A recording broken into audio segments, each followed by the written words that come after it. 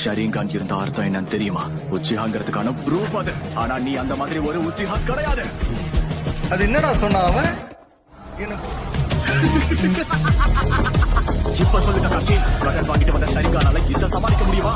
போலிக்கும் உண்மைக்கும் உள்ள வித்தியாசத்தை இப்ப உனக்கு தெளிவா காமிக்கிறேன். டேய்